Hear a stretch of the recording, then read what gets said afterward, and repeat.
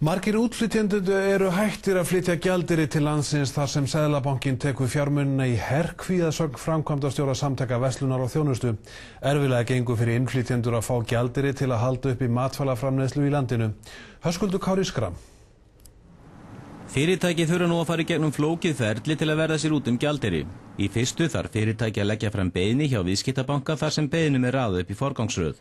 Bankinn þarf síðan að taka þátt í gjaldeyrisuppboði Seðlabankans til að verða sér út gjaldeyri. Þar fá hæstbjóðendur gjaldeyri, aðrir ekkert. Verslunarmenn eru mishrifnir af þessari uppboðsaðferð og segja fjarri að hún leysi þau vandamál sem við að glíma. Framkvæmdastjóri verslunar og þjónustu segir að breskir bankar líti svo á að hryðjuverkalög séu enn í gildi gagnvart Íslandi og því stöðvi þeir allan millifærslu til landsins. Hitt vandamálið það að útflytjendur hafa orðið fyrir því að gjaldeyrir sem að þeir eru þó að koma inn í landið hefur verið tekin beinlínis herkví. Menn kjósi því í sumum tilvikum að flytja alls ekki gjaldeyri til landsins. Misvel gengur hjá innflytjendum að fá gjaldeyri. Það hefur gengið erfiðlega en það hefur gengið í gegnum þessa, skömmtun líkum að segja frá Seðlabankanum. Við höfum getað tekið inn þessa farma sem við þurfum til þess að geta malað hveiti og hann birgðastaðan bara með eðlilegum hætti. Fyrirtæki Tandur sér matvælafyrirtækjum fyrir nauðsynlegum hreinlætisvörum. Við erum að framleiða fyrir flest mjólkurbú landsins, flesta kjötvinnslu landsins, fiskvinnslur. Þessi framleiðendur þeir þurfa þessa vöru til þess að geta framleitt vöru. Og gjaldeyrir af skornum skammti. Við erum búin að sækjum að greiða til okkar vörubirgja erlendis frá mánudag og því miður okkar banki, Landsbankinn, hefur engin svör ennþá geta gefið okkur. Alþingi í dag. Davíð Oddsson seðlabankastjóri hringdi persónulega í forstjóra olíufyrirtækisins N1 til að tilkynna að fyrirtækinu hefði verið úthlutaður gjaldeyri til olíukaupa. Ekki hafa öll fyrirtæki í landinu fengið slíka þjónustu. Höskuldur Kári Schram og Lilji Valgerður eru með þessa frétt. Seðlabanki Íslands er orðinn valdamesta stofnun landsins eftir að gjaldeyriskreppan skall á í síðustu viku.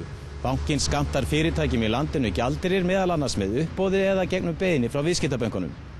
Ákveðna vörur hafa forgang, til dæmis matvara, lyf og olíuvörur. Úthlutun gjaldeyris er því háð ströngum skilyrðum. Samkvæmt heimildum fréttastofu hefur Davíð Oddsson seðlabankastjóri hringt í fjölmörg fyrirtæki undanfarna daga til að tilkynna þeim sérstaklega að þeim hafi verið úthlutaður gjaldeyrir. Rétt er að taka fram að umrædd fyrirtæki voru þá þegar búin að leggja fram formlega beiðni gjaldeyrisviðskipti samkvæmt heimildum fréttastofu.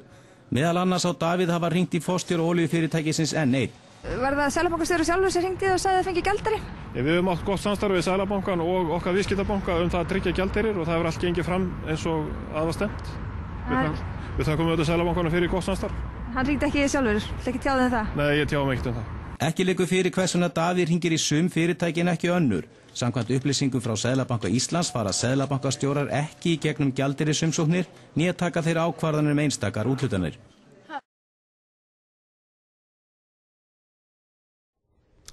Baldur Guðlaugsson, ráðuneytisstjóri í fjármálaráðuneytinu, seldi hlutabréf sem hann átti í Landsbankanum mánuði áður en fjármálaeftirlitið yfirtók rekstur bankans.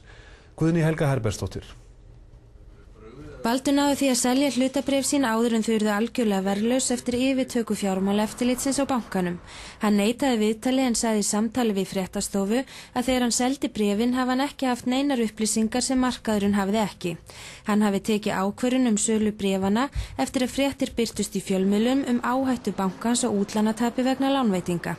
Hann segir jafnframt að hann hafi ekki keypt hlutabréf eftir hann kom til starfa í ráðuneytinu þar sem hann telur það ekki samræmast starfi sínu. Í ljós hefur komið að 2 breskir hagfræðingar gerðu skýrslu íslenska fjármálakerfið að beiðni Landsbankans fyrr á þessu ári. Í niðurstöðum skýrslunar kom fram að stærð bankana stefndi hagkerfinu í hættu. Annar höfundur skýrslunar segir að efni hennar hafi verið kynnt á málþingi og fyrir fulltrúum ríkisstjórnarinnar. Baldur segist aldrei hafa séð umrædda skýrslu og segist ekki hafa vitað af tilvist hennar fyrr en fyrir 2 dögum. Hann hafi því ekki haft neinar upplýsingar bága stöðu Landsbankans umfram þær sem voru í fjölmiðlum. Upphaf viðskiptana liggur ekki fyrir en fréttastofa hefur óskað eftir upplýsingum frá fjármálaeftirlitinu og skilanefnd Landsbankans á breytingum á hluthafaskrá mánuðin áður en bankinn var tekinn yfir. Þeirri beiðni hefur ekki verið svarað.